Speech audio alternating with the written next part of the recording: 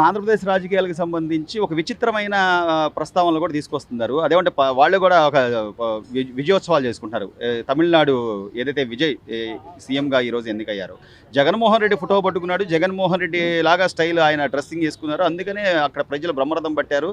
Next మళ్ళీ జగన్మోహన్ రెడ్డే వస్తాడు ఇక్కడ అన్నట్టుగా, అంటే తమిళనాడులో విజయ్ గెలుపుకు కారణం జగన్మోహన్ రెడ్డి గారు అన్నట్టుగా చెప్తున్నారు. మీ అభిప్రాయం ఏంటి? ఇప్పుడు విజయ్ అక్కడ గెలిచాడు, దానికి కారణం జగన్మోహన్ రెడ్డి అంటున్నారు. ఎవరు అంటున్నారండి ఈ మాట? అంటున్నారు. అక్కడ చిత్తూరు, దాదాపుగా చిత్తూరులో నాయకులంతా కూడా అదే పండుగ వాతావరణం, ఒక కేక్ కటింగ్లు, సంబరాలు. ఇది కూడా మావిగంట అయిపోయి ఉందండి.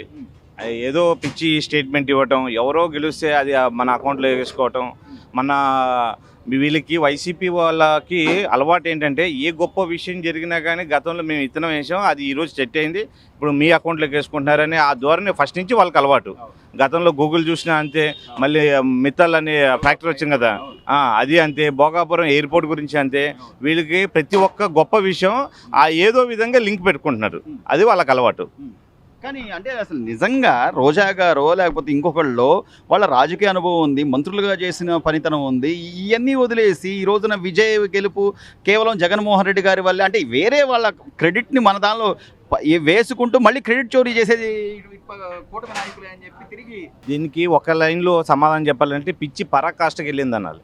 ఎవరో కష్టపడి ఏదో చేస్తే వీళ్ళు క్రెడిబిలిటీ కొట్టడానికి ఏ విధంగా అని చెప్పి దొంగతనంగా చేసుకుంటున్నారు. గతంలో లోకేష్ గారు కూడా అన్నారు కదా, క్రెడిట్ చోరీ ఎక్కువ చేసుకుంటున్నారు. మేము ఎన్నో కంపెనీలు తీసుకొస్తాం, మీరు కూడా సజెస్ట్ ఇవ్వండి, మీ పేరు చెప్పుకోండి, మేము చేసిన పనికి మీరు క్రెడిబిలిటీ తీసుకురావడం అనేది ఒక చిన్న పిల్లోడు మనస్తత్వం లాగా ఉందని చెప్పేసి హేళనగా ఉంది వీళ్ళ విధానం. సో మొత్తం మీద చూస్తే మీరు అన్నట్టుగా ఈ రోజున పరిశ్రమలు రావాలి, ఉద్యోగాలు రావాలి, ఎవరికి వాళ్ళు కష్టపడి ఒక రూపాయి ఇన్కమ్ జనరేట్ చేసుకుంటే అది మళ్ళీ అట్లా మొత్తం అంతా రూపాయి బయటకు వస్తుంది కాబట్టి పెరుగుతాయి వ్యాపారాలు కానీ ఏదైనా కానీ పెరుగుతాయి అనేదే చంద్రబాబు నాయుడు గారి కాన్సెప్ట్. దానికి అనుగుణంగానే ఈరోజు పరిపాలన సాగుతుందంటారా? మీ అభిప్రాయం ఏంటి? వ్యాపారాలు కానీ గత 5 ఏళ్లతో పోలిస్తే ఇప్పుడు ఎలా ఉన్నాయి? గత 5 ఏళ్ళు విధ్వంసం చేశారండి వాళ్ళు.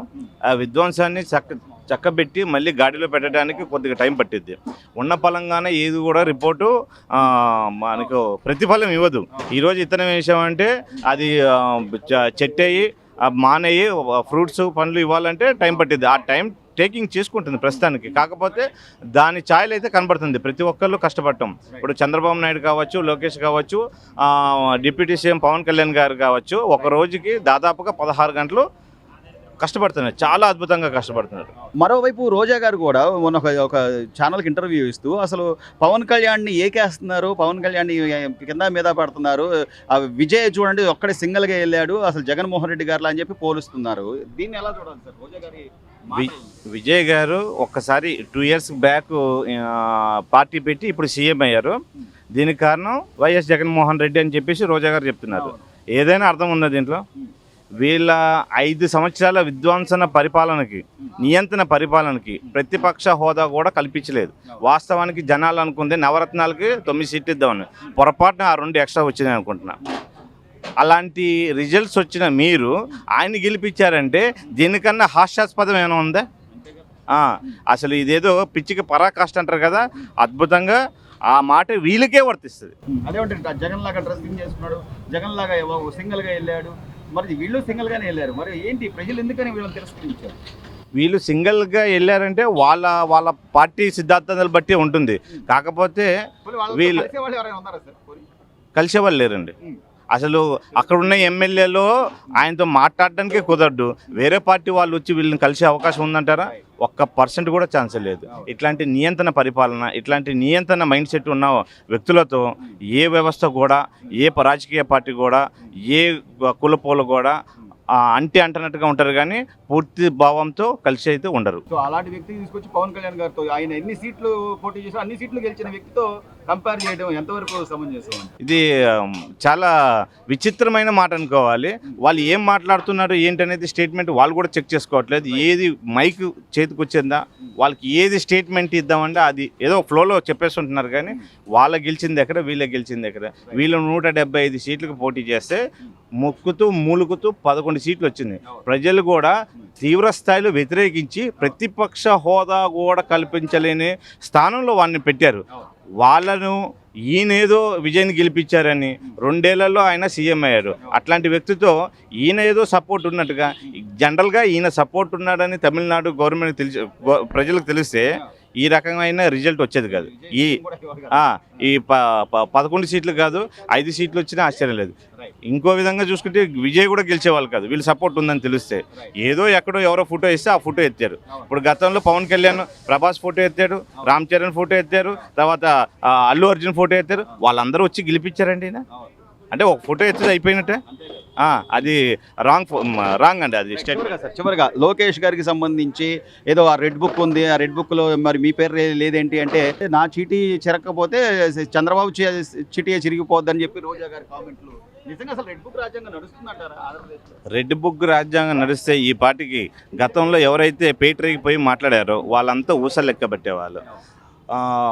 గతంలో చూసుకుంటే రఘురామరాజును ఏ కేసు కింద అరెస్ట్ చేశారండి? ఈ రెడ్ బుక్ ఏంటంటే సొసైటీని ఎవరైతే ఇబ్బంది పెడుతున్నారో ఆ వ్యక్తుల గురించి చట్టపరంగా ఏదైతే ఉందో దాని పరంగా శిక్ష అర్హులు అని చెప్పేసి ఈ రెడ్ బుక్లో రాశారు. వాళ్ళకి బుక్ గీక్ అవసరం లేదు, వాడు ఎవడో మాట్లాడుతున్నారు వాడిని లోపల వేసేసాను.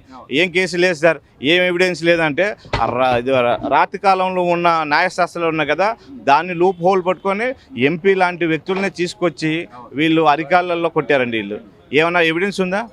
ఏవి ఎవిడెన్స్ లేకుండా నియంత పరిపాలనకి ఇదే ఉదాహరణ. గవర్నమెంట్ సాయశక్తిలా కృషి చేస్తుంది, అందులో డౌట్ లేదు. ఇంకా డెడికేటెడ్గా పైన ఉన్న ఆఫీసర్లు కూడా గవర్నమెంట్ మన సీఎం గారికి కావచ్చు, డిప్యూటీ సీఎం గారికి కావచ్చు సపోర్ట్ చేసి దానికి తగిన అవుట్పుట్ తీసుకురాగలిగితే చాలా సంతోషం. ప్రశాంతంగానే ఉంటున్నారు ప్రజలు. ఏం చేయట్లేదు, ఏదో హామీలు ఇచ్చారు, దొంగ హామీలు ఇచ్చి అధికారంలోకి వచ్చారు, అది ఇదని చెప్పి ప్రతిసారి అంటే వీళ్ళు సహకరించకపోగా ఏదైనా పెట్టుబడులు చేస్తున్నారు, పరిశ్రమలు చేస్తున్నారు, అభివృద్ధి చేస్తున్నారు, వీళ్ళు చెప్పకపోగా ఇంకా ఎదురు ఈ విమర్శలను ఎలా చూడాలి? విమర్శలు చేసేవాడు ఎప్పుడు విమర్శలు చేస్తూనే ఉంటారు, ఎందుకంటే వాళ్ళకి పని పాట ఉండదు. ఇక్కడ ఏదో సపోర్ట్ చేస్తామని కూడా ఫీల్ అవ్వాల్సిన అవసరం లేదు. కానీ మంచిని మంచిగానే చెప్పాలి, చెడుని చెడుగానే చెప్పాలన్నప్పుడు మనం తర్వాత సఫర్ అవుతాం. అది తెలుసుకోవాలి ఎవరైనా కానీ. ఇప్పుడు నాకే రావాలి డబ్బులు, మిగతా వాళ్ళందరికీ అంటే నాకే ఈ ఆర్థిక వనరులను ఉపయోగపడాలి, నేనే బతకాలి, మిగతా వాళ్ళందరూ ఎట్లా అయిపోయినా బాధలేదు అనే అభిప్రాయం కాదండి. అందరూ బాగుండాలి, సమాజం అంటేనే అందరూ. దానికోసమే 75 ఏళ్ళైనా ఆ పెద్ద ఆయన కానీ, ఆ 50 ఏళ్ళైనా పవన్ కళ్యాణ్ కానీ ఇంత కష్టపడేది ఎవరి కోసం? వాళ్ళకి ఫ్యామిలీస్ ఉన్నాయి, వాళ్ళు ఎంజాయ్ చేయొచ్చు, వాళ్ళు స్వార్థంగా బతకొచ్చు. కానీ ఎక్కడా లేదు. ఎలాగా ఎక్కడైనా పర్సంటేజ్ ఇప్పుడు చెప్తున్నారు మనకు అధికారం ఇచ్చింది ఏదో వ్యక్తిగత కక్షలు తీర్చుకోవడానికో లేకపోతే ఇంకో దానికో కాదు, పరిపాలన బాగా చేస్తాం, డెవలప్ చేస్తాం, రాష్ట్రానికి ఒక మంచి ఇది తీసుకొస్తామని ఆయన కూడా మీరు అన్నట్టుగా అదే పని చేస్తున్నారు. ఏ కొద్దిగా అవకాశం ఉన్నా కూడా ఆంధ్రప్రదేశ్కి రండి, పెట్టుబడులు పెట్టండి, ఉద్యోగాలు మా కుర్రోళ్ళకి ఉద్యోగాలు ఇవ్వండి అని చెప్పి అడుగుతున్నారు. అయినా కూడా ఏదో ఒక విమర్శ, లేకపోతే మేము వస్తే మీ సంగతి తెలుస్తాం, మేము వస్తే మీరు ఎక్కడున్నా పట్టుకొస్తాం. అవునండి అది చాలా మంచి పద్ధతి అని వాళ్ళు అనుకుంటున్నారు. వాడు బతకడానికి కూడా వేస్ట్ ఫెలోస్. వాడు బతకడానికే వేస్ట్ ఫెలోస్. ఆలోచన విధానం. ఇప్పుడు అది హిందూ కావచ్చు, ముస్లిం కావచ్చు, క్రిస్టియన్ కావచ్చు, ఎవరైనా కావచ్చు, మన తోటి వాళ్ళు అందరిలో పారేది ఒకటే ప్లేట్. పుట్టిన తర్వాతే అనుకుంటున్నాం మనం ఫలానా అని. అందరూ సమానంగా బతకాలి, అందరితోనూ కలిసి బతకాలి. ఇదే పద్ధతి మెయింటైన్ చేస్తే హ్యాపీగా ఉంటుంది. లా అండ్ ఆర్డర్ గత 2 ఏళ్లుగా చూస్తే లా అండ్ ఆర్డర్ పరిస్థితి ఎలా ఉంది? ఎందుకంటే గతంలో ఒక ఎమ్మెల్సీ నేను అవును చంపాను, నేనే తీసుకొచ్చాను డోర్లో అదే డిక్కీలో వేసుకుని చెప్పి డోర్ డెలివరీ చేస్తే ఆ శవానికి సంబంధించి ఇప్పటికీ న్యాయం జరగలేదు. పైగా దానిలో బెదిరింపులు జరిగినాయి అని చెప్పి అతను బెయిల్ కూడా రద్దు చేసిన పరిస్థితి ఎమ్మెల్సీ అనంతబాబుది. ఈ వ్యవహారం ఎప్పటికైనా న్యాయం జరుగుతుంది అనుకోవచ్చు సుబ్రహ్మణ్యం కుటుంబానికి. న్యాయం జరుగుతుందంటే చాలా లేట్గా జరుగుతుందండి. అంటే మేము ఆశించేది అయితే కనుక ఇమీడియట్గా జరగాలంటే కూడా జరగదు. కానీ ఎందుకంటే ఎన్ని మార్గాలు ఉన్నాయో ఆ విధంగా తప్పు చేసినట్టు తప్పించుకోవడానికి బోల్డని మార్గాలు ఎత్తుకుంటున్నాడు. తప్పు చేయటం, దాన్ని తప్పించుకోవటం అనేది. కానీ దీన్ని కోర్టులు కూడా తొందరగా రియాక్షన్ అయ్యి వాయిదాలు తొందరగా తీసుకుని వాడిని శిక్షిస్తే, అలాంటి వాళ్ళని శిక్షిస్తే కొంచెం భయపడుతుంది సమాజం తప్పు చేయడానికి.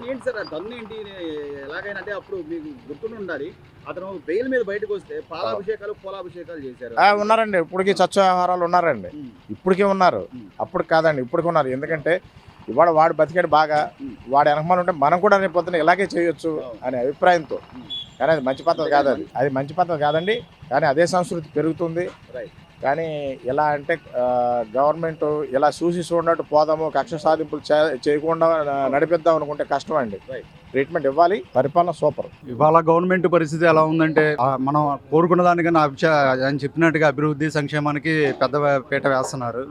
ఇప్పుడు మహిళలకి ఉచిత బస్సు కానీ ఫీజు రియంబర్స్మెంట్ కానీ ఇవన్నీ మ్యాక్సిమం ఏంటంటే దానివల్ల యువతకి ఉపయోగం ఉంటుంది, మహిళలకు కూడా దాని ఖర్చు ఇప్పుడు మన వర్క్ చేసే వాళ్ళ మహిళలకి వాళ్ళందరికీ నెలకు 1000-1500 మినిమం వాళ్ళకి వర్కౌట్ అవుతుంది. ఇలాగో విధంగా ఏదో విధంగా సంక్షేమము ఈ అభివృద్ధి అనే దాని మీద మన ప్రభుత్వం ఉంది. సో దాంతో పాటు సార్ ఈ రోజున ప్రభుత్వ ఉద్యోగాలు ఏదైతే మెగా డిఎస్సి ద్వారా 16,000 పైచిలకు ఉపాధ్యాయ పోస్టులు కానీ లేదా 6,000 కానిస్టేబుల్ పోస్టులు కానీ ఇట్లా చేసుకుంటూ మరోవైపు నుంచి పరిశ్రమలు తేవాలి, ఉద్యోగాలు కల్పించాలని ఈ రోజున రాయల్ ఎన్ఫీల్డ్ తమిళనాడుకు మాత్రమే ఒక ఇదైనటువంటి రాయల్ ఎన్ఫీల్డ్ని కూడా తిరుపతికి తీసుకొచ్చామని చెప్పుకోగలుగుతున్నారు. ఇలా చెయ్యకపోగా గత 5 ఏళ్లలో వాళ్ళు ఏం చేయకపోగా వెనక నుంచి రాళ్ళేసే విధానాన్ని ఎలా చూడాలి? అవన్నీ మామూలు ఏదైనా పండిన చెట్టుకే రాళ్ళ దెబ్బలు అనేది సామెత మన పెద్దవాళ్ళు ఎప్పటి నుంచో చెప్పారు. అభివృద్ధి చేసినా చేయకపోయినా వెనక రాళ్ళు వేసేవాళ్ళు లాగేవాళ్ళు ఉంటానే ఉంటారు. కానీ మన పని మనం చేసుకుంటూ వెళ్ళడం, రాష్ట్రాన్ని అభివృద్ధి చేయడం అనేదే మన ముఖ్యమంత్రి గారు కానీ ఉప ముఖ్యమంత్రి పవన్ కళ్యాణ్ గారు కానీ ఆలోచన విధానం. ఇప్పుడు వాళ్ళిద్దరు కలిసి ఉన్నాయి. దానికి మన రాష్ట్ర అభివృద్ధి గురించి వాళ్ళిద్దరు పాటుపడుతున్నట్టుగా మనకు కనబడుతుంది. దాని తగ్గట్టుగానే వాళ్ళ మార్పు అనేది కనబడుతుంది. వాళ్ళ ఆలోచన విధానం కూడా అదే విధంగా ఉంది. నేను 15 ఏళ్ళు ముఖ్యమంత్రి గారికి సపోర్ట్ చేస్తానని చెప్పి పవన్ కళ్యాణ్ గారు చెప్పడం కూడా ఆయన స్వతహాగా లాభం పొందాలనే ఆలోచన కాకుండా రాష్ట్ర అభివృద్ధి గురించి ఆలోచిస్తున్నాడు. ఆయన వాళ్ళ మెయిన్ మనకు కావాల్సినవి పరిశ్రమల్లో తీసుకురావాలి. ఇప్పుడు అమరావతి పరంగా ఎంత అభివృద్ధి అంటే వస్తున్నాయి లేదా పేపర్ అనేది 100% మనం నమ్మకపోయినా పేపర్లో కనీసం 50% అన్నా దాన్ని నమ్మటానికి ఆస్కారం ఉంటుంది. ఇప్పుడు క్వాంటమ్ పరంగా అమరావతిని ఇండియాలోనే క్యాపిటల్ చేస్తున్నారు. మెయిన్ మన ఆంధ్రప్రదేశ్లోనే ఫస్ట్ ఉంది. అలానే సాఫ్ట్వేర్ డెవలప్మెంట్ మీద వైజాగ్లో గూగుల్ సెంటర్ కానీ, మన అదానీ సెంటర్ పవర్ సెంటర్ కానీ, అంటే తిరుపతిలో శ్రీ ఇండస్ట్రీ సిటీస్ దాని పరంగా మనకి కనబడుతుంది. మనకి చెప్పక్కర్లేదు.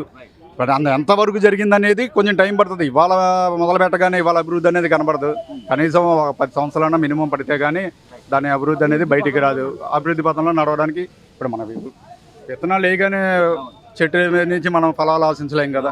ఒక 5 సంవత్సరాలు 10 సంవత్సరాలు దాన్ని పోషిస్తే కానీ దాని నుంచి మనం ఫలాలని ఆశించలేము. కానీ మనం చేసే విధానం పర్ఫెక్ట్గా పద్ధతిగా చేస్తే ఆటోమేటిక్గా డెవలప్మెంట్ అనేది 100% కనబడుతుంది. అమర్నాథ్ రెడ్డి అన్నాడు కదా, గుడ్డు పెట్టగానే పొదిగిద్దే గుడ్డు పెట్టం. అదే కోవలోకి వస్తే కనుక గుడ్డు పెట్టారు మీలాగే, అది పొదిగిద్ది, అది పెద్ద అయింది. అన్నిటికంటే ముఖ్యం ఏంటంటే మనకి డ్రగ్స్ మీద అవగాహన ఎంత బాగా పెరిగిందంటే చాలా బాగా పెరిగిందండి. ఒకప్పుడు డ్రగ్స్ వాళ్ళు కూడా చేశారు, కాకపోతే వాళ్ళు గంజాయిని పంటగా పోషించేవాళ్ళు. ఇప్పుడు ఆ పంటని కానీ వాటిని కానీ నిర్మూలన చేశారు.